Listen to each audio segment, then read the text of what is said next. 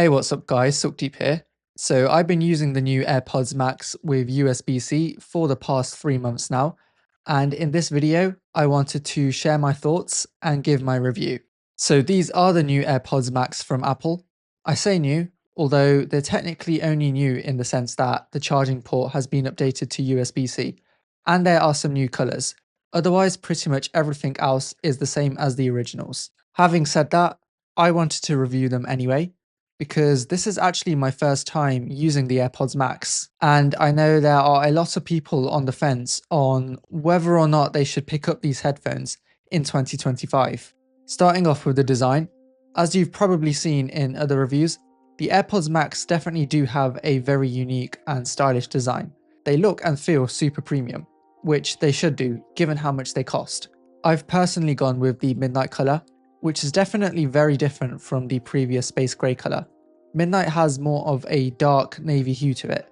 Personally though, I actually would have preferred it if Apple kept the space grey colour around, because right now my AirPods Max don't match with any of my other Apple devices, so whoever's in charge of the colours at Apple needs to step up their game. When it comes to comfort, I know that a lot of people have complained about the AirPods Max being too uncomfortable and heavy. With the ear cups being made out of aluminium instead of plastic, they weigh 384 grams. For reference, the Sony XM5s that I reviewed last year came in at 254 grams. So on paper, the AirPods are a lot heavier. However, during day-to-day usage, I haven't had any issues with the weight. I can comfortably wear these things for hours and my neck will be fine. Obviously, it's all relative at the end of the day, and I can only speak to my own personal experience, but I would say that if you're the type of person who regularly works out, and or you have a decent amount of strength in your neck, realistically the weight shouldn't be much of an issue for you. And overall, I'd say that I found the AirPods Max to be a lot more comfortable on my head compared to some of the other headphones I've tested. I've often found that on other headphones, because of how thin the band is, it just creates a lot of pain on the top of my head. Whereas because the headband on the AirPods Max is a lot wider and features that elastic mesh material, it doesn't feel quite as sharp. The ear cups on the AirPods Max also seem a lot larger than most other headphones too. Now, I don't necessarily have the world's biggest ears. However, I have often run into issues with other headphones where I almost have to bend in my earlobe in order to get a proper seal.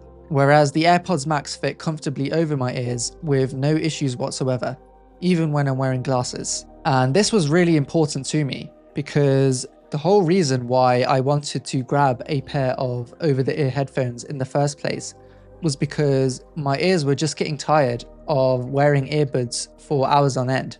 It just wasn't that comfortable, and I'd often get headaches after wearing my AirPod Pros for over an hour, whereas with the AirPods Max, I can comfortably wear them for multiple hours without any issues.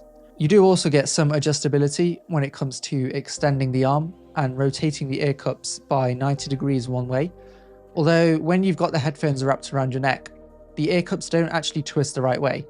Plus, overall, I found that the solid design does make the experience of wrapping them around your neck a bit awkward and cumbersome. However, the main issue that I've had with these headphones is that they tend to flatten your hair very badly.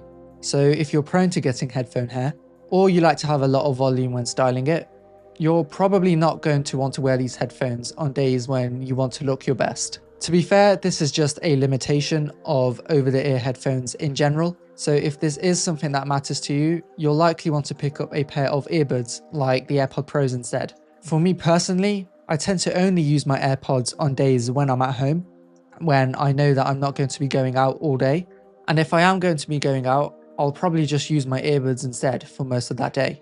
Now, one area of discussion that always comes up with these headphones is the case, which as you can see, doesn't really offer much protection for these headphones. Personally, it's not too much of an issue for me. If anything, I kind of like how easy these headphones are to carry around and throw it into a backpack. However, if you did want something that offers actual protection, there are plenty of third-party cases that you can get for as little as $20 on Amazon. I'll link the one that I have in the description below.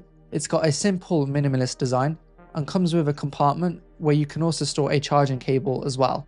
Another weird quirk of these headphones is that there's no power button on them, which means you can't actually turn them off. Now, to be fair, Apple have rated them as having 20 hours of battery life when using active noise cancellation, and you can charge them fairly quickly, with a 5-minute charge giving you up to 1.5 hours of battery life.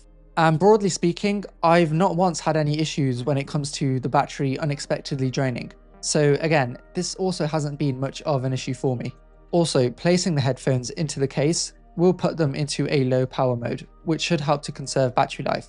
And Apple do say that if you just leave your headphones lying around, they will enter low power mode after 5 minutes anyways. So a lot of the time, when they're not in use, I'll just hang the AirPods onto my headphone stand from Banks that's been specifically designed for the AirPods Max, which I'll also leave linked in the description. But yeah, overall, I'd say that the case and the whole power button situation definitely were strange decisions by Apple, and it's definitely something to complain about. But I wouldn't say it's a reason to not go out and buy these headphones, unless you're just triggered by this sort of stuff. I think what will trigger most people, however, is the chipset that's powering these things, because these quote-unquote new headphones are still using the same H1 chip as the original AirPod Pros from back in 2019, which offers a lot less noise cancellation and sound quality compared to Apple's more recent H2 chip, which if you've ever used the second generation AirPod Pros, you'll know makes a huge difference. Now yes, even in 2025, the AirPods Max do sound really great with that H1 chip, and the noise cancellation is still some of the best that you'll get on the market. But the older chip does mean that you're going to be missing out on a couple of software features that the second generation AirPod Pros have, such as adaptive audio and conversation awareness. Now, for some people, those software features might not matter, and sure, you could argue that the exact chipset powering this headset doesn't matter as long as the audio quality is good. However, it still does raise questions over how future-proof these headphones are going to remain, and whether or not there's a risk of you spending hundreds of pounds or dollars on these headphones today, only for Apple to release an updated version with a newer chip in a year's time. And I'm sure that this is something that's holding a lot of people from buying these headphones in 2025. Having said that, based on the rumour mill, which isn't always 100% accurate, it doesn't look like Apple have any plans to rush out a new update within the next 1 to 2 years. So personally, I don't think it's worth waiting for an update. If you're thinking about buying these headphones, you may as well just buy them now. Now let's touch on what most people probably care the most about when buying a pair of headphones, which is the sound quality. For reference, I tend to listen to a lot of hip hop and R&B, so the music I listen to is quite bass heavy, although I do also listen to a lot of film music whilst I'm working, so I can appreciate headphones that perform well in the mids to the highs. And yeah, overall, these sound really good. I think one issue you'll often encounter when listening to genres like hip hop and R&B on other headphones is that the bass can feel a bit overpowering, whereas the AirPods Max do a really good job at managing this. It's almost like I can hear instruments that I couldn't hear before because of how the bass works in harmony with the mids and the highs. A bit concerningly, I will occasionally hear some crackles in the audio when watching TV shows or movies, almost as if the Bluetooth signal is losing its connection. I'm not sure if this is just an issue with my particular model. I'm hoping it is, because this really shouldn't be an issue on headphones this expensive. When it comes to noise cancellation, again, the AirPods Max perform spectacularly. Longtime followers of the channel will remember that when I reviewed the Sony XM5s last year, the reason I ended up returning them was because the noise cancellation just wasn't good enough for me, and it would randomly adjust throughout the day without my consent. Thankfully, I've not had any such issues with the AirPods Max, and that's important for me because even though I'm primarily using these headphones at home, I like to wear them whilst I'm working in different rooms across the house. And I don't want any of the background sounds from other people talking or the TV or the Hoover to distract me. And the AirPods Max do a good job at cancelling those sounds out. It's by no means perfect. You know, if I'm in a loud coffee shop and there are people around me talking, I oftentimes can still hear their voices and get distracted. But unfortunately, this is still an issue that you'll get with most noise cancelling headphones out there, because naturally higher frequency sounds like the human voice are a lot harder for headphones to cancel out. And when it comes to transparency mode, the AirPods are really in a league of their own. If it wasn't for the weight of these things, I really wouldn't be able to tell that I'm wearing headphones.